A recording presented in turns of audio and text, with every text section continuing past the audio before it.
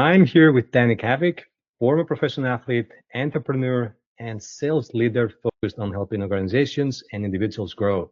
And I've known Danny for many years. I consider you to be a friend and a mentor in a lot of areas. And we've had a lot of chats together, and I've gotten a lot of value from you. So I'm very excited actually to kind of have the opportunity to interrogate you and learn a lot more about how Danny became who he is today. Well, Nick, thanks for having me. I'm looking forward to being interrogated and likewise, feeling very mutual. It's been great chatting with you, learning a lot from you. I think the coolest part of all is both have that growth mindset with business and on a personal level. So it's always nice to have somebody who's rowing in the same direction. It's amazing, man. Feelings are mutual. So I, we both know that this is going to be a conversation, right? We've chatted a lot of times, and I want to go back to as back into the past year, feeling okay, going and learning where did Danny start from, right? And then down the road in this discussion, we'll get to where you are right now. So give me a little bit of the background, right? Where did you start from? However back you want to go. Oh, that's a good question. Let's just start with being young. I think like one of the earliest things I remember is I've always been incredibly competitive, almost to a fault, and that included like playing Monopoly, playing board games and video games, and sometimes fights would break out. But that kind of just led a part of why I think part of the reason I excelled in sports is because I always kind of pushed myself and I was never quite satisfied with, just status quo. And it also helped that my brother was a former athlete. He was a four-time Olympian. And so a lot of that came down to, we competed. We competed with food, with video games, with sports. And that was just kind of a major driving factor in life to better yesterday's version of myself, which was kind of exciting because I started getting a little bit older and I realized like, okay, post career, I played college, played professionally in Europe. Basketball was a big part of my life. Well, how can I leverage that competitive spirit, which I don't think necessarily goes away? And so a lot of that kind of led me to, hey, sales. If I can't play in front of 15,000 people, then the next thing to do is a high pressure situation. Try to hopefully be results oriented and get out there and hopefully earn what I can do.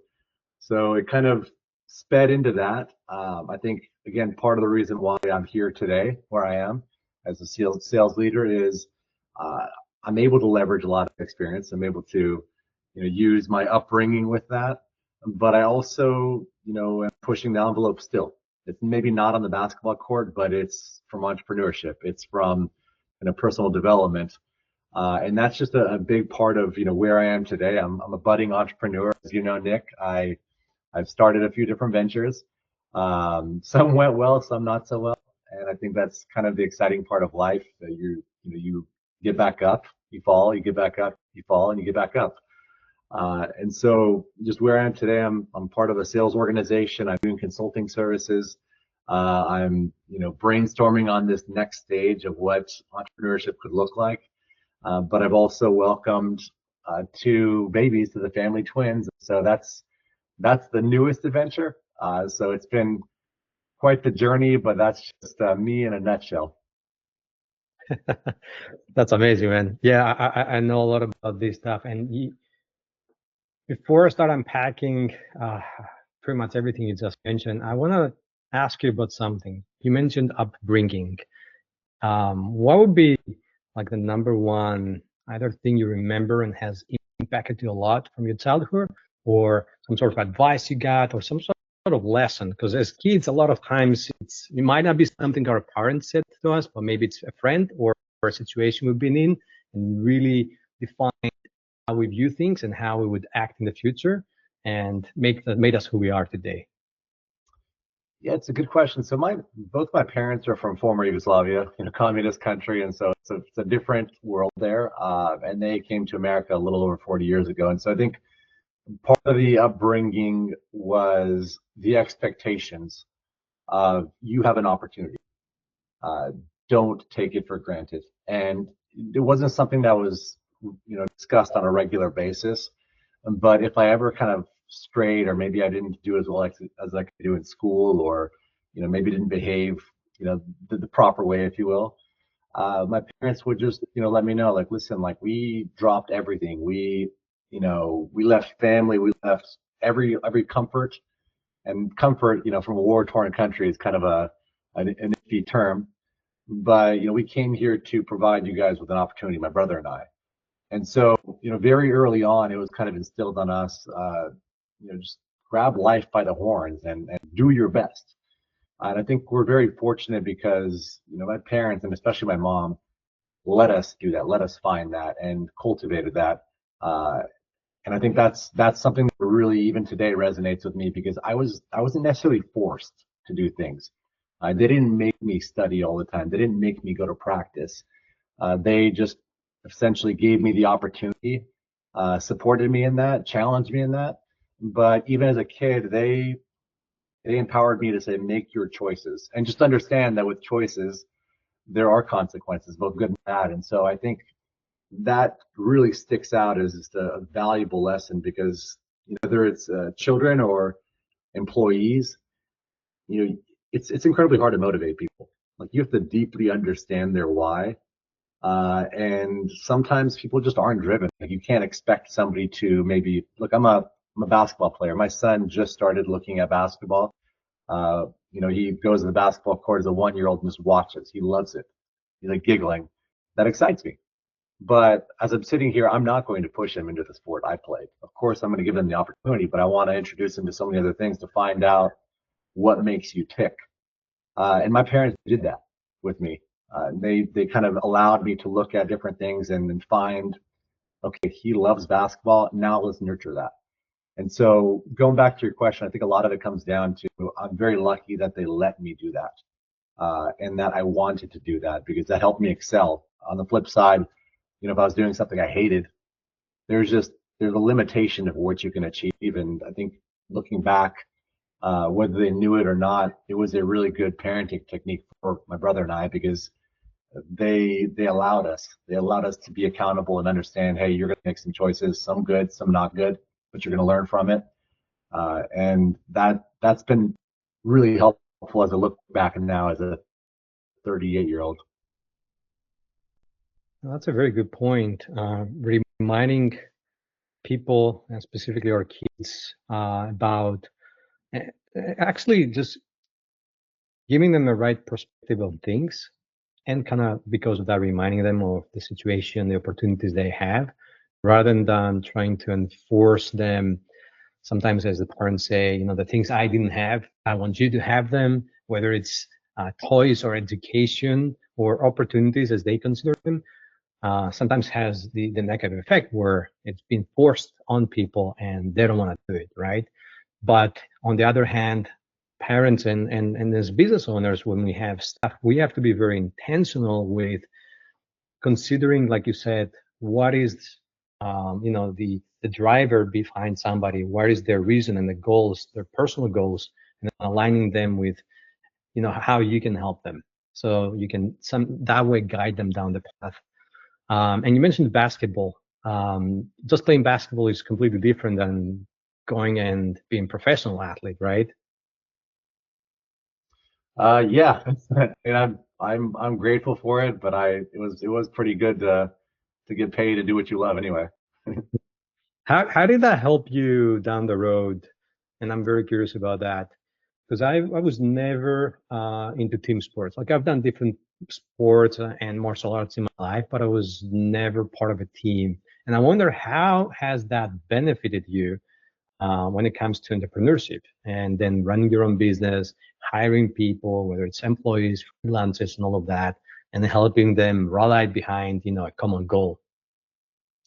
It's helped tremendously. I think a lot of the times, being part of a team, you automatically have to be thinking, what are our individual goals, but what are the team goals? And I think a lot of that, you have to hope that your individual goals align with the team goals. But it requires you to be a little bit more selfless. It requires you to take into account other people's opinions. It requires you to rely heavily on somebody else, because for an individual sport, win or lose, it's on you, and that's good and bad. But with team sports, like everybody has to do their role at their best capacity to give you guys the best shot to win. That doesn't necessarily mean you're always going to win or lose, but I think it's helpful because you're in that position and you are team oriented. Uh, fast track to entrepreneurship, but really being part of any, I'm a sales guy, being part of any sales team, just understanding that you have to be able to challenge each other. You have to be able to push each other, but to understand, what's that right amount? Because not everyone kind of handles that extra pressure the same. But just with team sports in general, it does require you to reflect. It does require you to have conversations. It does require you to, to as a team, really kind of adjust what's working and what's not working. And so I think there's like so many benefits. I mean, socially as well, you recognize very quickly how to work with others, effectively, how to make others better. And there's like one quote. There's like a famous basketball player who can score the ball very well. And the interviewer was asking like, why do you pass it more than you score? And he said, well, if I shoot the ball and I score, one person's happy, me. If I pass the ball and somebody else scores, my teammate, two people are happy, me and that teammate. And I think that really kind of breaks down how important it is, with what teamwork can do. Now imagine collectively if 5 people have that mentality of I'm making my colleague or my teammate better. Imagine what that does like on a bigger scale. And Nick, with your company, like you have an incredible team. I know several of them. If you can get 5 people, hopefully more, that are all having that similar mentality, the potential is really incredible. And it's kind of scary of what can be achieved. And I think a lot of that comes down to the more you're exposed to teams, and more you're exposed to sports, like you realize what works and what doesn't. You realize, winning habits and losing habits. And you also realize that a lot of the times, your success is so dependent on others. And so you need to invest in them. You should want to. No, that's a very good point. And which brings me to another question, which I don't know if in our chats I've asked you before, but like you said, some of your businesses went well, some didn't. How did you handle the setbacks? When you're on the entrepreneur side of things, and how did you overcome them? And how did you manage to just stay motivated, right? When we're faced with challenges, because it's a lot easier said than done, and we both know that sometimes it gets really dark. So what was your secret there? The secret is I'm still figuring it out. No, I'm kidding. I think it's an interesting question. One, the company I started about 6 years ago with one of my best friends, we raised money. We built technology. We built a mobile app. We had a sales team. And it was an exciting passion project, something that like I look back on very fondly. And it did not work out. We didn't achieve product market fit. And I think that was incredibly hard because as an entrepreneur, like a lot of people think, hey, like that's just like the coolest thing in the world. And it is in a lot of ways. But a lot of people only look at like the really successful entrepreneurs. They look at like, I don't know what the percentage is. Let's just say 95% of people who aren't as successful, maybe initially at least. It's incredibly hard. You're not paying yourself very much. You're taking a lot of losses. You are, responsible to investors who are pressuring you to do really well. And so I think from that side, it was a tough loss. I think, it took one of those moments where like, as an athlete, I kind of go back to that of, okay, I took one on the chin. I got hit bad. And I could kind of go down 2 paths. I can choose, I'm going to dwell on this and feel bad about this, or I'm going to just look at this and say, okay, this happened. What can I learn from it? And that helped me. That I went with the latter one, and that really helped me in a lot of different aspects. And I think a lot of it comes down to whether sports or sales, you naturally have to be resilient if you're going to be good at it. And I just chose the path of what can I learn, and there's so many lessons that I can learn. Uh, there's certainly things that I would have done differently, but hindsight's always 20/20. I just think from that side, I made a conscious decision of, okay, I'm going to take this as a learning experience instead of something that's going to define me. Because at the end of the day, I know with entrepreneurship, the next venture I'm going to be better. The next venture I'm going to be better. The next venture I'm going to be better. And that's just the kind of mentality that I need to have. And I know there's going to be moments where you step back and you do fail, but it's not something that I'm necessarily afraid of. And I don't think people should be afraid of that, because through failure, that's how you learn the most. And that's been my mentality. But having said that, there were dark times. There are times where you question yourself. There are times where you're thinking like, oh my God, I lost or wasted 5 years, or how do I look at the person who you know who invested a substantial amount of money and say I lost money. These are like really difficult moments and discussions, which I don't think you shy away from, and I don't think you ignore. I think you have to feel it, you have to experience it, you have to obviously reflect on that deeply, but there has to come a point where you say, okay, I'm done dwelling on it. I'm done, sitting on this and woe is me. And how can I move forward? How can I use this to propel myself to be better than ever before? And I think that's kind of been my mentality, but never easy. And I think with all failures in life, you carry those scars with you. Uh, but I'm also proud of it, because I know, looking back now, like every decision I've made, maybe at the time wasn't right, or maybe it was, but it led me here, and I'm pretty damn happy with where I am. Yeah, that's amazing. When I was younger, I had this quote that we use all the time, that everything happens for a reason. Down the road, I changed that slightly to everything happens for a good reason. And that always reminds me that, whatever happens, no matter how good or bad, especially on the bad ones, it happens for a good reason, and it's usually a lesson. Usually, it's experience that I'll gain, and it will help me on my next, difficulty, on my next roadblock, or next opportunity that will come down the road.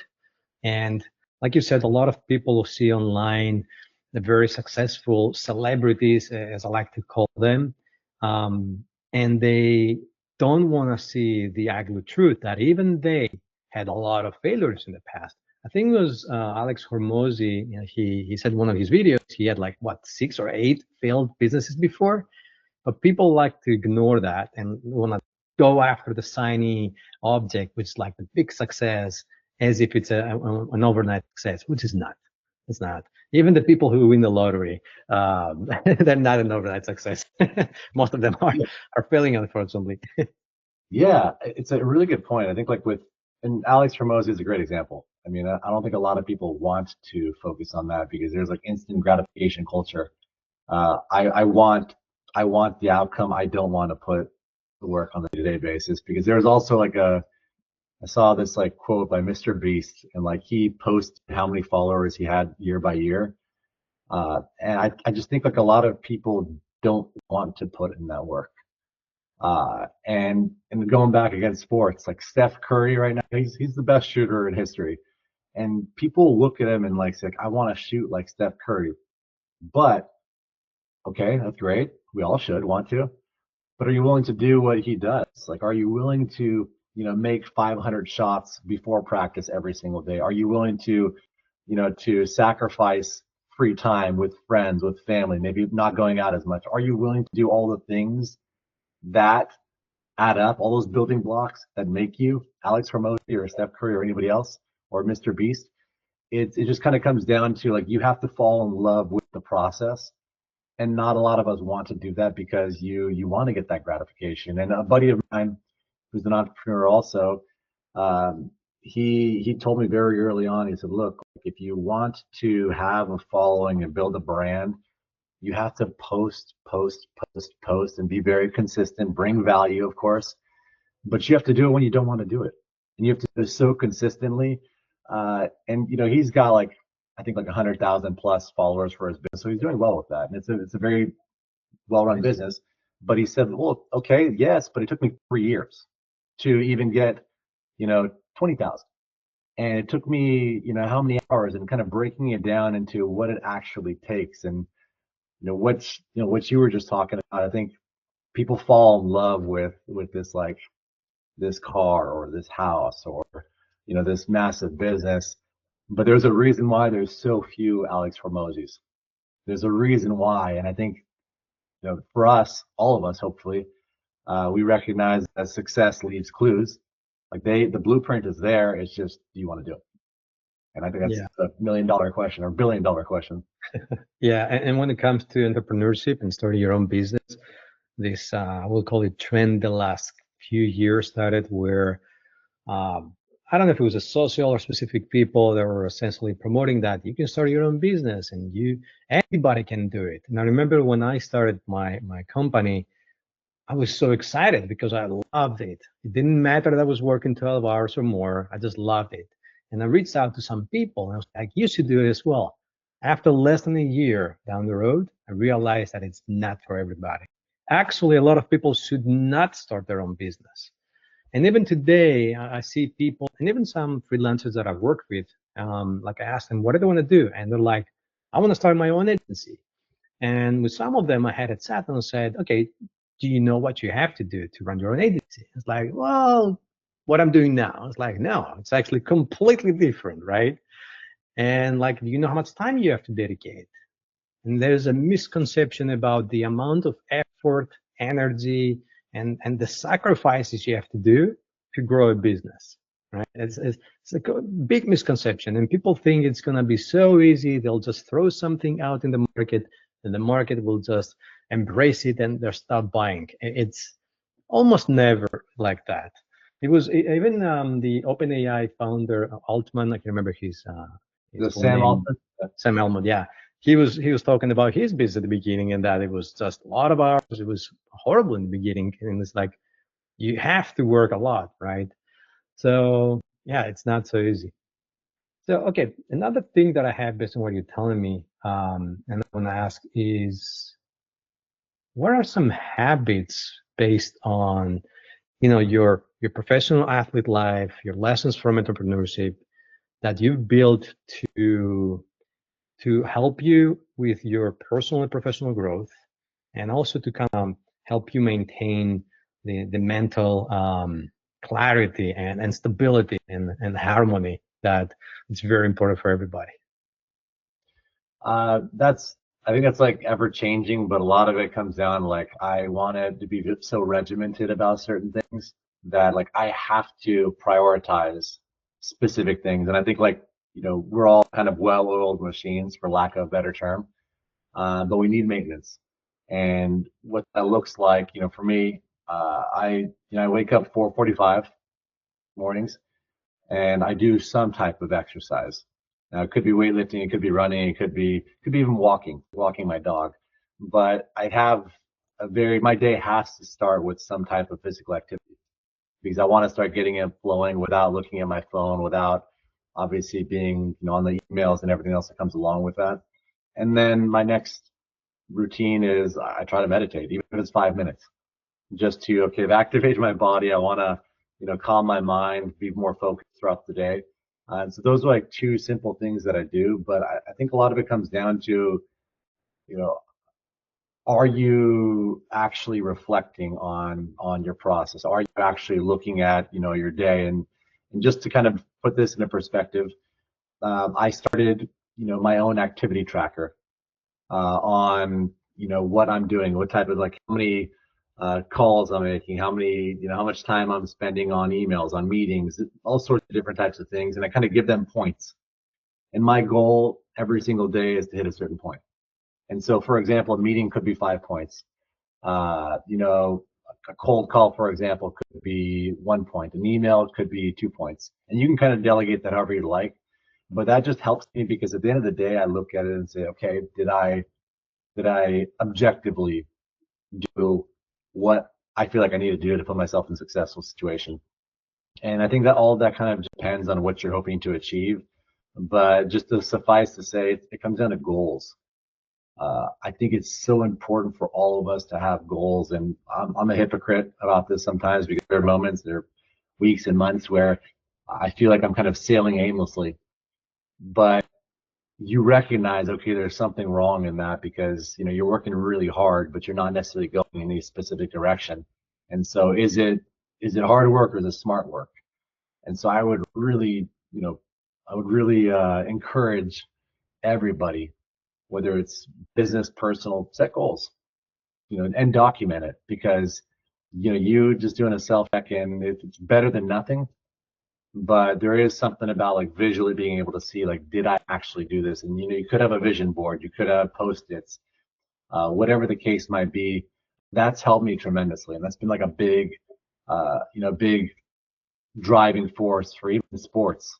Like, I told myself, I have to do 45 minutes a day on ball handling or shooting by myself outside of practice. So there's certain things you hold yourself to a standard of, but how you do that, you have to have that goal. You have to have something in mind that you're going towards, because it makes that process much easier. Because, look, like Nick, you're a business guy, you have a team. I don't think a whole lot of people enjoy necessarily the business development of trying to bring on clients. I mean, some people do. I enjoy it sometimes. Sometimes I don't. And a lot of the times, like, if you have that why, you have that reminder and that goal, it helps. Because if you do the activities on a day-to-day basis, and, for me, let's just say it's hitting 40 points a day on my activity, I know for a fact that by the end of the month, I'll have made progress. Something's happening positive, because the things that I can control are controlled. The things that I can't, I'm not wasting energy on. That's a very good point. And a lot of the very successful in both business and life, I would say, people that I've spoken to, even when they were starting their business, one of the things they had was physical activity. They were looking after their body. And yes, in the beginning, it was a lot of grind, a lot of work hours, but they still had just even a few days per week where they would work out, they would look after their body. And then as their business grew, and this is a fine line between when is it that point where now I can start looking after myself a little bit more. I think when somebody surpasses their, the income they need to survive and to make savings, and everything is taken care of, I think that's where you should start investing a little bit more in yourself, because health is very important. Without the health, you're not going to be able to work, you're not going to be able to provide your family, you're not going to be able to communicate with friends, you're not going to be able to do anything. And that's something interesting, because we see they're very successful, and all they do now is like they go to the gym, they go do that, the other, and like, wait, what was happening before? That's always my question. And I ask people, and they go and thinking like, you know what? You're right. I was working a lot more back then, but I was still going to the gym, 3 times a week. They still had some sort of routine there. And I noticed with myself, I spent a few years where I was doing nothing. I was like 3 years, I think, before. It was just pure work from morning to night. And I saw the impact. My health, like I was feeling old, right? Like you try to get off the chair in the bed, you're like grounding. It's not a good picture, not something I want for my future. So I started slowly changing that. So it's very, very important. And I didn't know about your activity tracker. That's very interesting. You'll give me more information about that. Yeah, but I mean, going back to you, like, what kind of drove you to what was that point of, okay, I've gotta change, aside from like getting out of the chair, my knees are hurting. Like, is there something that like kind of said like, okay, it's a wake up call, it's time to shift this? I think it was perspective again, right? I think it was number one, not in terms of priority, but just first thing that comes to mind is me realizing that income-wise, I don't have to stress about surviving. So survival was not a question, because when I started working, I subjected myself to this constant fear of survival. Even if I had money, I would be like, I don't have anything to survive. That was a big driver for me. So I started lowering that, and then it was perspective of, hey, is that the best decision? What are my goals? Because I'm not gonna lie, I didn't have very intentional goals up to a few years ago, right? And then I started thinking, okay, where do I want to be in 10 years from now, right? How is Nick gonna be in terms of physical, mental, spiritual, business, right? And I saw that a lot of the areas and the goals that I had there, I decided was not aligning with my actions today. It goes back to what you said, right? A lot of people don't want to put in the effort. They're like, I want to do this, but actions lead them to a different direction. Their actions speak differently. So that was mostly that was it really, right? Being intentional, understanding where I want to be and how can I get there. And I'm not perfect by any means, but I'm being better in my targeting now, where I'm shooting for. It's good to hear that, because I unfortunately hear a lot of the times it's the scenario of like, well, my health is literally at risk. Another friend of mine is an entrepreneur, and I bring this because I love studying, similar to you, like what are these successful entrepreneurs doing? And one of them said like, I was hospitalized, uh, and that's not that uncommon. Or I started drinking too much, and I started having like health issues, and then I woke up. I mean, fortunately, you I don't want to say woke up, it's probably not the right term, but you came to that realization in a more natural and healthy approach, because I think that's kind of the tough part here. It is a life. I know it's very short in a lot of ways, but it's also a marathon. And with entrepreneurship, like you starting, and I've been there. You start something, you're so dang passionate that you want to make something of it so quickly, and you want to be Alex Hormozy. You want to do all that. So like, I'm going to do the next 3 years, 14-hour days. Which, look, sometimes you need to do what you need to do, but a lot of the times, I'd say more often than not, burnout happens. And so, like, how do you position yourself in a way where you are taking care of yourself, physically, mentally, spiritually, however that looks. And then I'm curious to hear, since you've been doing that, do you consider yourself a better worker? Or do you think like, well, now it's hard to delegate time? No, it's actually better. And talking about like um, health and balance or harmony between work and health, I remember listening, it was a video or something the other day about Rockefeller, and that he lost all his hair, all the body hair, because of worrying and stressing points with his business. And they asked him at some point, and he was like, "No, I wouldn't do it again. Like the amount of stress was not worth the billions I got." Right. So hearing that from the richest people, wealthiest people in the world should tell you something, right? It's definitely telling. I used to work in pharmaceuticals, and one of the medications that I was selling was for Alzheimer's. Mm. And so I got to be exposed to nurses and patients. And I remember one time a nurse, I was talking to her, and I was just kind of asking like how that looks, like what are those final moments, because you're losing yourself. And she asked me, she's like, what the most common last thing people say to me when they're kind of on their way out? And I kind of had assumptions, but I just asked what, and she said, I wish I didn't work so hard. I wish I would have spent more time with family. And that's like the interesting piece, whether it's entrepreneurship or whatever you do in life, like there's like got to be a balance. And with Rockefeller, like I didn't know that story, and that I guess it doesn't surprise me, because everything comes at a price. Success comes at a price, and you just have to kind of align what's worth it. And hopefully you can answer that in a better way to not have to look back and say, I wouldn't have done that. But I think it's like too common where we sacrifice our health and well-being for money. And I even had dinner with a buddy of mine last night. His parents are in their 60s, and they did very well financially. And now my buddy has a baby, and his parents can't physically help. Like they have all sorts of neuropathy, so many other health issues. And he said like they work themselves to the bone to where they can hopefully enjoy their money later in life, travel, do all the sorts of things that they want to do. One problem though, now they can't. Both of them have health issues, and so they're looking at it like, we worked all this time, and now we have the money, we can't use it, and we'd wish we could use this money to reverse time. And I think that's like a really interesting piece there, because not to dissuade people from like being incredibly ambitious, but just to understand like there's more to life. And I think always kind of circles back to balance, and how you find that balance. I'm still trying to figure it out. Yeah, I think you're doing pretty good from what I know about you, your rhythm, your habits.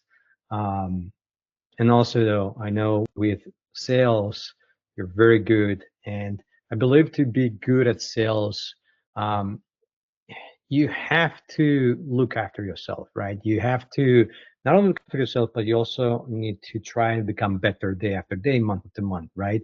Because things are changing. You have to stay in the loop and everything. So tell me a little bit about your sales journey experience, and maybe in the sense also of what do you see nowadays in the market and the salespeople that are in the market that they're, I don't want to say they're doing wrong, right? But they could do better in terms of their approach and the influence they have. Yeah, I mean, there's a lot to unpack there, and I think along with most other salespeople, whether you're a leader or a rep, like you're trying to figure that out. I think one of the big opportunities that I hope people can gravitate towards is uh, being more curious and asking more questions, because I think like with anything, and Nick, you have a digital advertising agency, like you guys do a lot, and I know that personally. I've worked with you. But a big piece of why I'm assuming you guys are also very successful is because you genuinely want to uncover, what the client, what they're trying to achieve. You're not pushing what you guys do. You are really deeply understanding the pain points of an individual or a company. And then you loop in your solution once you have a deeper understanding of that. And I think a lot of that comes down to, we're so excited to like present a solution, but we're missing out on the fact that like you have to present a solution that the client actually wants, because nobody wants to be sold. I don't, like, whatever industry you're in, like that there's like a big piece there that I think is misunderstood. And so I caution the folks that I've worked with and my team members and folks that I've managed to slow down and genuinely be curious, ask the dumb questions, better understand like what that is and try to quantify it, not just stay at the surface level of like, you know, okay, great, you talk to somebody like I want to improve my online sales. Great, cool. Why? How? Like all these different questions, like really understand, well, maybe the reason why I want to improve my online sales is uh, because my, I don't know, my investors are pressuring me, uh, or when financially needed, whatever the case is, just to kind of unpack that a little bit more. I think that's very helpful, because once you understand like what that real pain point is, then when you actually present a value, it's going to be more catered and it's quantifiable. And you could say like, well, I'm charging you $10,000 a month, for example, but the ROI is expected to be, let's just say 40,000, whatever the case might be.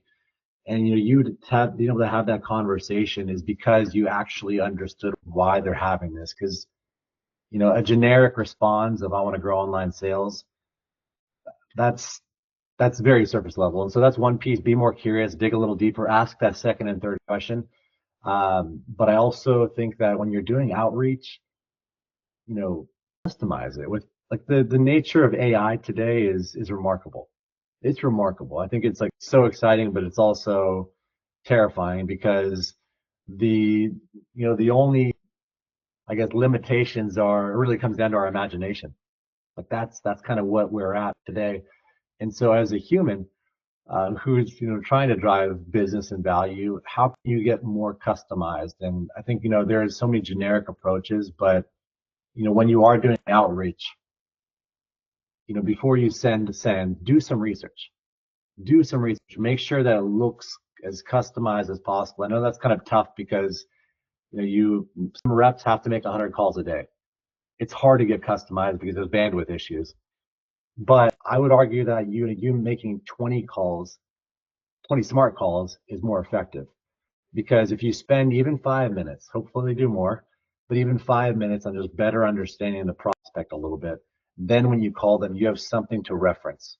You have something to actually speak to them about, and it just sounds a little bit less generic. But going back to that email, Nick, you probably get 10 spam emails a day. I get a bunch myself. Everybody gets so much spam text emails that there's so much noise happening. How can you differentiate yourself? I think that's a big piece that salespeople need to understand today. And before you press enter, ask yourself, would I respond to this if this were me, if I were getting this? If the answer is no, maybe go back to the drawing board. If the answer is always yes, maybe you're not being honest with yourself, because that's kind of one of the big pieces. And so I would really caution folks to be smarter about things. Not, activity is great. Like, yes, you should do activity, but there is always that piece of work smart instead of working hard. So I would say those are like a couple pieces of advice, but there's so much out there. I think with technology, use it, but don't depend on it solely. Like it's going to take you to a certain point, but it has to come down to, especially if you're thinking more strategic on bigger opportunities and accounts, how can I actually separate myself and stand apart? And it can go back to even dating. There's so many prospects out there. There's so many folks who are trying to obviously get that date. How can I be unique? How can I separate myself? And, in every capacity of life, I think you have to ask yourself that, because that's how you win, not with a cookie cutter approach. I agree with you. And I've seen a lot of people adopting the fast food mentality into dating, into business. So dating will be just swiping right a lot. Say, I'll swipe 1,000. There's going to be one that says yes. And when it comes to business, there is glorification nowadays of number one, just volume instead of like quantity instead of quality. And also the aggressiveness, right? It's sexy to seem like you're the aggressive person who just closes everybody. But that to me means you're not caring about what the needs are. You're just closing, right? That's why when we were hiring for sales in the past, somebody was telling me, I can close everybody and I'll sell anything. It's like, I would ask them, like, do you like ask them about their needs? And I actually had somebody tell me, it doesn't matter. Like, I'll still close them. Well, that's not going to be very good long term, right? People are going eventually to realize that they made a mistake, right? And the way I've seen it, and I really support, I stand behind that, is that implementing empathy, right? Actually connecting, understanding the other person, their business, their pain points goes a long way, both in crafting what they actually need to offer, or actually telling them, if, listen, I'm not the right person, you don't need me, and helping them achieve their goals, right? Instead of just closing them, which, in my opinion, at least is not the best, right? Especially when it comes with churn. That's a big part of business where, okay, like I signed them, but and then the amount of resources it takes to actually onboard somebody, then 3 months later they leave because it wasn't the right fit. It's short-sighted. So I hear you on that, and I could attest to you guys really focus on empathy. That's a big reason why imagine your churn rates are pretty low. You're building relationships, you're growing them, and that's a meaningful approach. And anybody who says they close everything, that's a red flag. That's true. That's true. So, Danny, I have a question. I know you're fantastic when it comes to sales. I know you train teams. Do you accept people to coach them, or are you like closed right now and you don't do that?